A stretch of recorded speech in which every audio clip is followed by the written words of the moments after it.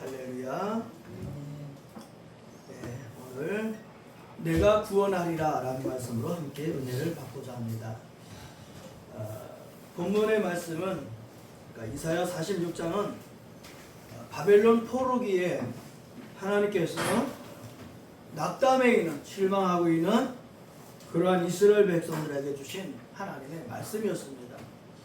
오늘 어버이 주일에 이 말씀을 선택한 것은 오늘 본문에 이것들 말씀을 보게 되면은 세 가지가 있습니다.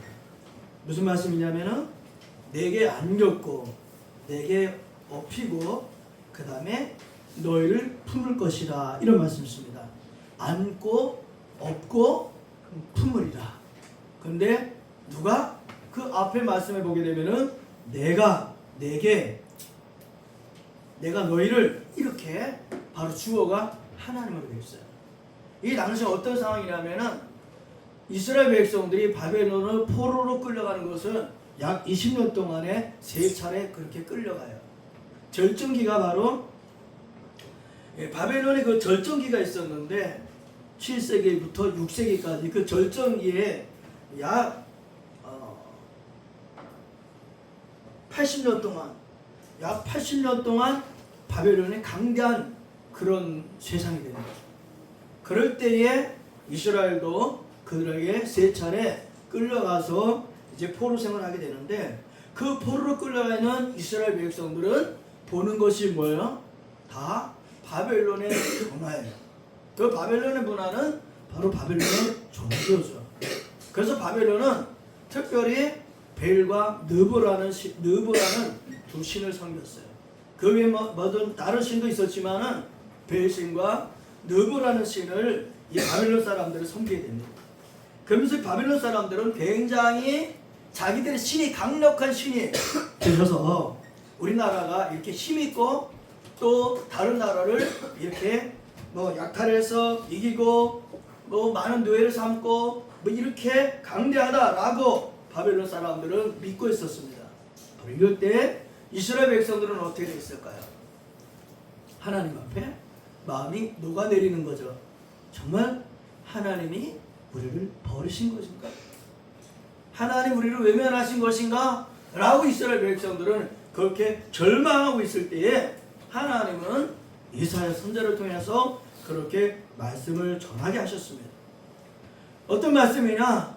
오늘 우리가 읽었던 것은 3절 4절인데요 3절 4절 그 앞에 보게 되면은 하나님이 이스라엘 백성들에게 이사야를 통해서 그렇게 말씀을 외치게 했습니다. 뭐라고 했냐면 벨은 엎드러졌고 느부는 구부러졌도다. 지금 바벨론의 사람들이 섬기는 그 신, 지금 벨은 엎드러졌고 벨은 어떻게 됐냐? 여기 엎드러졌다는 말씀은 무릎을 꿇는 거예요. 그냥 무릎을 자연스럽게 꿇는 게 아니고 갑자기 무릎을 꿇는 거예요. 그런가 보면 느부는 어떻게 됐다? 구부러졌도다. 이것은 그런 의미를 갖고 있어요. 쓰러져 내려앉다 이런 뜻이에요. 그러니까 바벨론이 그렇게 자랑하는 신, 그 벨과 느보가 갑자기 주저앉는 것처럼 쓰러졌도다 이렇게 하나님 말씀하십니다. 그리고 벨과 느보가 어떤 존재냐 이렇게 말씀하죠. 그들의 우상들은 짐승과 가축에게 실려서 어떻게 된다? 이게 보게 되면은 약 3m에서 5m 되는 우상인데 그 우상을 어떻게 된다고요? 나무로 만들어 가지고 나무로 우상 형태를 만들어서 성원이한테 그 바탕에 화면에 해가지고 벨과 느부를 보여주라고 했었는데 성원이가 가서 3m에서 5m 되는 우상을 만들어요. 나무로 만들어 가지고 거기에다가 금으로 은으로 입히는 거예요. 그리고 얼굴에 모양을 하고 손으로 발로 이렇게 했는데 그걸 어떻게 되는 거냐? 거기다 금으로 입히는데 금, 은으로 할 뿐만 아니라 돌로도 흙으로도 그렇게 우상을 만들어요. 그렇게 우상을 만드는데 어떻게 되는 거예요? 사람들에 의해서 이게 벨신이에요. 생각해 보세요. 3m에서 5m 정도야 이게. 느보 벨은 이제 아버지라고 한다면 느보는 마치 아들과 같은 존재가 그러니까 자기들이 섬기는 이 배신이 너무 강력해서 이 바벨론이 이렇게 강대간다라고 생각했던 거예요. 그런가 하면은 그 아들격인 느부시는 뭐야? 지혜가 있고 미래를 알려주는 그런 신으로. 그래서 이렇게 갈수록 강대간다라고 바벨론 사람들은 그렇게 자기들의 신을 믿고 아주 어깨에 힘을 당당하게 생각했다는 거예요. 예. 근데 하나님이 그렇게 말씀하신 거예요. 벨과 느부가 어떻게 됐다? 갑자기 무릎을 꿇고 쓰러지는 엎어지는 그런 모습을 갖게 됐다. 그래서 그들의 우상들은 어떻게 됐다? 짐승과 갇히기. 이거 왜요? 3m에서 5m 되니까 이것을 어떻게 된 거야? 짐승들이 이걸 끌고 가야 돼. 신전까지 가서 세불부에서 그걸 끌고 가야 되는 거야. 그러니까 그뿐만이 아니라 그러니까 뭐라고 말씀했냐? 그것들이 피곤한 짐승의 무거운 짐이 되었다. 신이 짐이 되는 거야. 짐승들에게 무거운 짐이 되고 그 다음에 사람들에게도 무거운 짐이 되는 거예요. 그러면서 뭐라고 말씀했냐? 그들은 구부러졌고 그들은 일제히 엎드러졌으므로 그 짐을 구하여 내지 못하고 자기들도 잡혀갔느니라. 결국에는 바벨론 사람들, 바벨론의 신들을 잃게 되는데 거기에 비교해서 누구를 말씀하는 거예요? 하나님을 말씀하는 거예요. 하나님은 어떤 하나님이신가?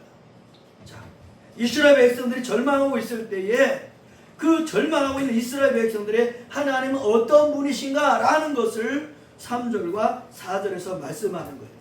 근데 뭐라고 말씀했느냐? 3절에 그렇게 해서 야곱의 집이여 이스라엘의 집에 남은 모든 자여 내게 들으라. 배에서 태어남으로부터 내게 안겼고. 예, 이스라엘 백성들은 마치 엄마가 부모의 뱃속에서 태어나는 것처럼 태어났고 그들은 내가 어떻게 했다? 그들을 내가 안았다. 할렐루야. 전 말씀을 준비하며 그런 마음을 갖게 됐습니다. 이제 저도 이제 70을 향해서 가고 있잖아요. 그래서 사실은 이 말씀은 이렇게 뭔가 인생을 살아가는데 이스라엘 백성들처럼 그 바벨론의 포로 생활의 70년이거든요. 그들 20년 동안에 3차례 끌려가게 되고 또 한 번은 이제 그냥 뭐 끌려가는 건 아니지만은 거기 가서 사는 것이 나으니까 남은 자들이 바벨론으로 그냥 가요. 그런데 그것이 20년 동안이에요. 그 20년 동안에 3차례, 4차례 이렇게 가지만은 거기에서 70년 포로 생활을 하는 거예요. 그 70년 포로 생활하면서 낙담하고 있는 그들에게 하나님 말씀하시는 거거든요. 오늘 우리도 마찬가지가 될 수 있어요. 신앙생활하면서 뭔가 변화가 없어. 뭔가 올라가는 모습이 있어야 되는데 우리는 왜 보이지 않아? 느껴지지가 않아. 이럴 때 우리는 그런 말 가질 수 있죠. 마치 바벨론에 끌려가 있는 이스라엘 백성들처럼 하나님 어디 계신가요? 하나님이 나를 알고 보고 계신 건가? 나를 알고 계신 건가?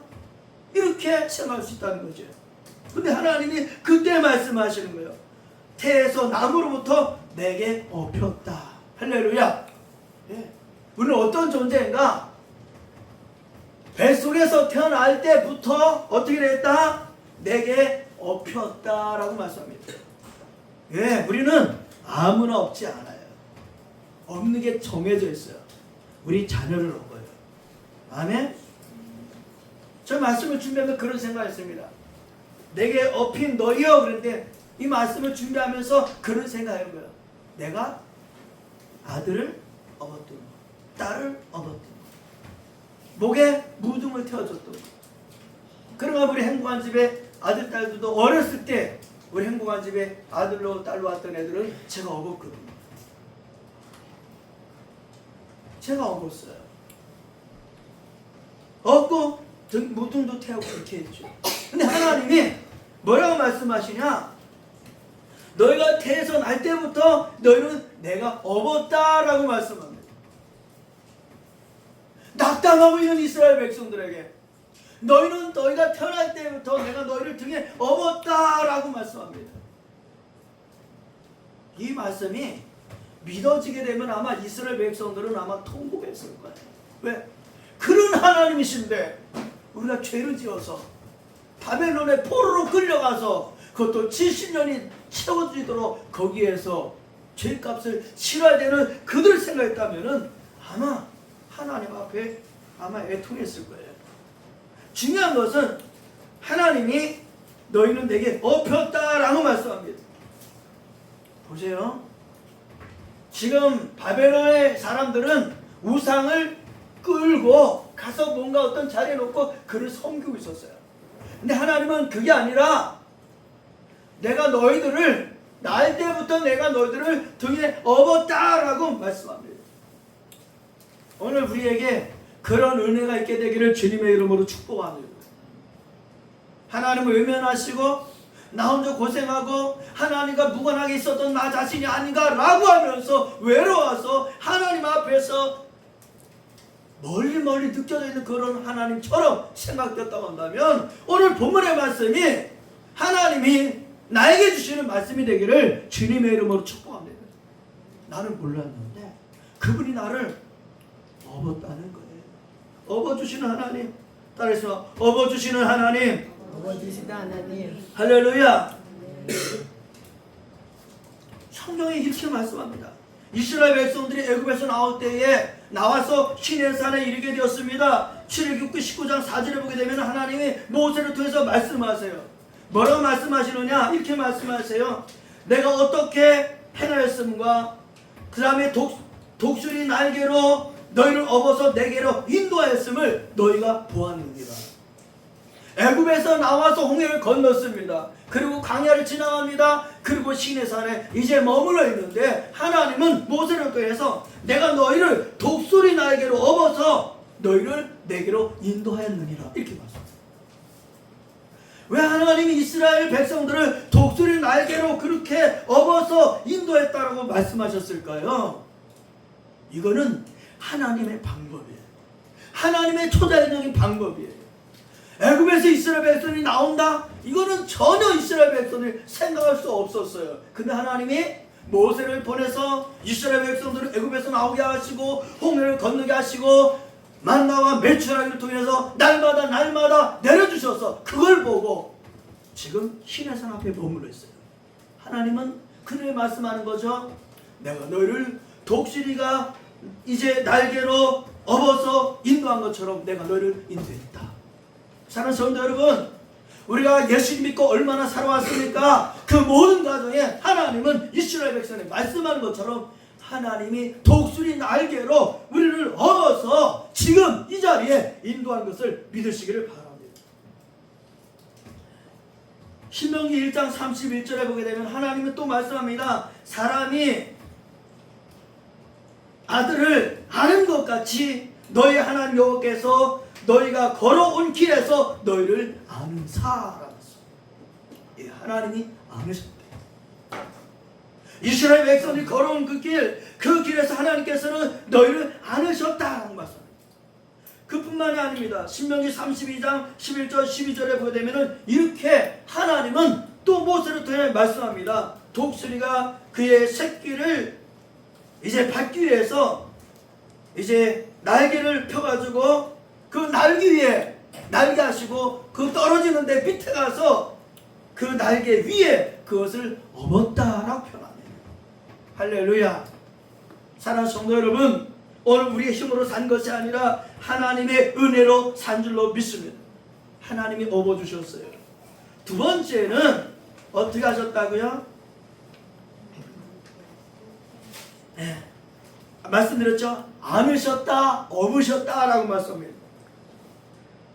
여기 저는 이 말씀 읽으면서 굉장히 위로가 되는 말씀이 있었어요. 무슨 말씀이냐? 너희가 늙을 때까지 내가 그리하겠고 백발이 되기까지. 할렐루야. 이 말씀 어떻게 이해할까요? 어떻게 해석할까요?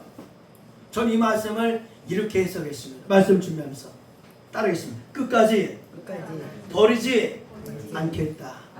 할렐루야. 끝까지라는 거예요. 끝까지. 여기 백발이 될 때까지, 늙을 때까지 내가 그리하겠고 라고 하는 말씀은 내가 끝까지 너와 함께 하겠다라는 말씀이에요. 아멘. 이런 말씀이 우리에게 주어진다면, 이 말씀이 내게 주신 말씀을 믿는다면 우리는 걱정하지 않게 될 줄 믿습니다.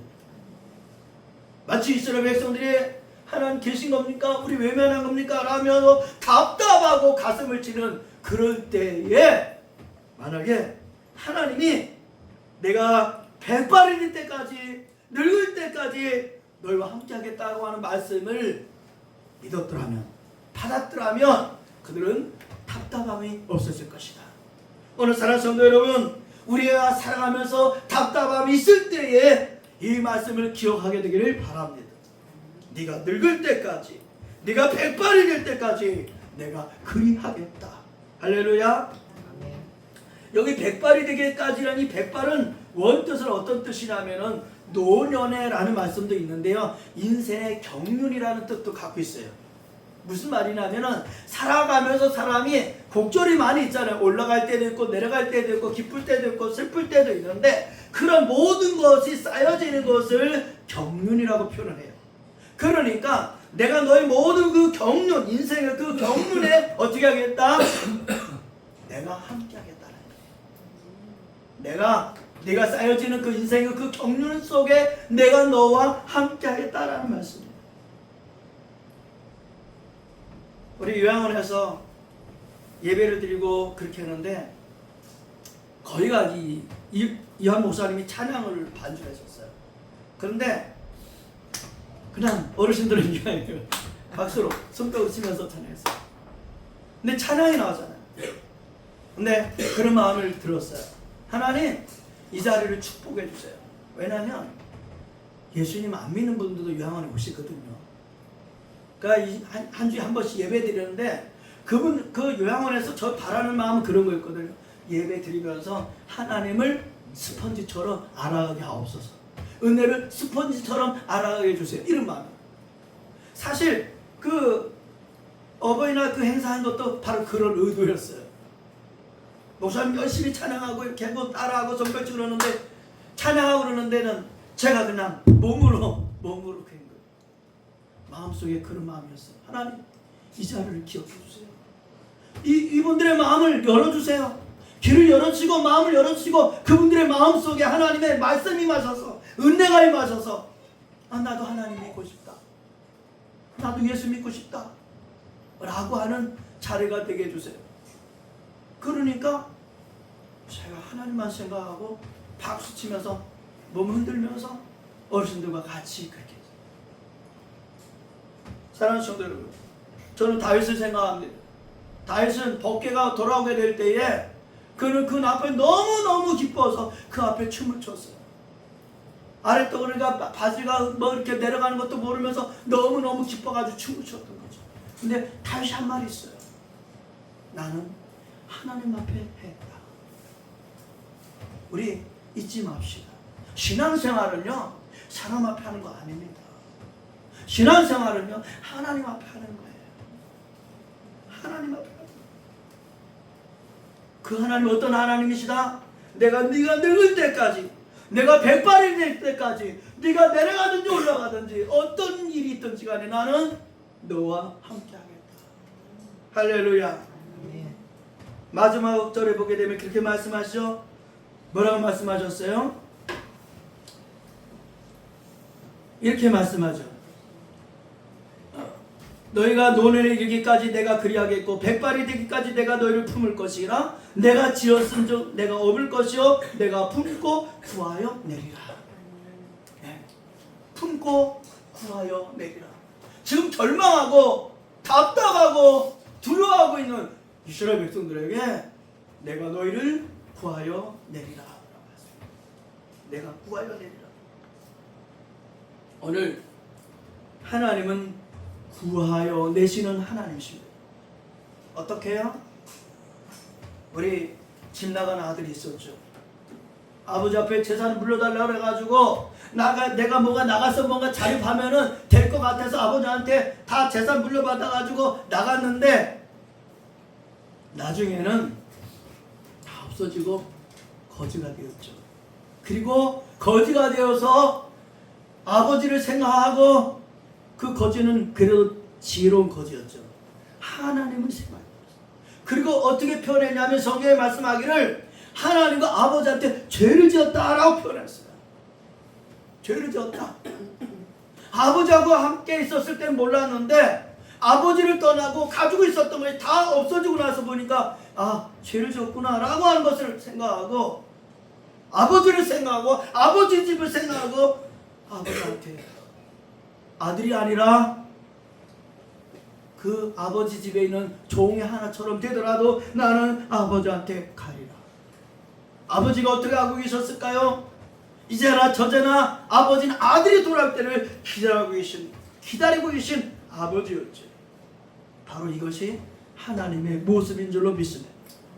이것이 하나님의 은혜인 줄로 믿습니다. 결국 하나님이 다시 안아주시는 거죠. 바벨론이 아무리 우상이 어느 정도냐면요, 성전 문에도 문고리에도 우상의 모습이 새겨져 있었고 집에도 돌로 된 우상을 가지고 있었고 사람마다 자기가 어떤 사람은 돈 있는 사람들은 금으로 된 우상을 가지고 있었고 그렇게 했다. 왜? 그 신이 벨과 느보 신이 이렇게 복을 준다고 생각하고 그렇게 섬겼던 시대, 보이지 않는 그 하나님의 약속의 말씀을 들으면서 하나님은 그건 다 어떻게 될 것이다? 엎어질 것이다. 그런데 나는 너희를 끝까지 구하여 내리라. 바로 하나님은 이사야 선지자를 통해서 희망의 메시지를 주셨던 겁니다. 그리고 그 약속을 이루어 가시는 하나님. 시편 121편 1절에 보게 되면 시인이 그렇게 노래를 부릅니다. 내가 산을 향하여서 눈을 들리라 나의 도움이 어디서 올까? 그리고 다음 그렇게 고백하죠. 나의 도움은 천지를 지으신 여호와에게서로다.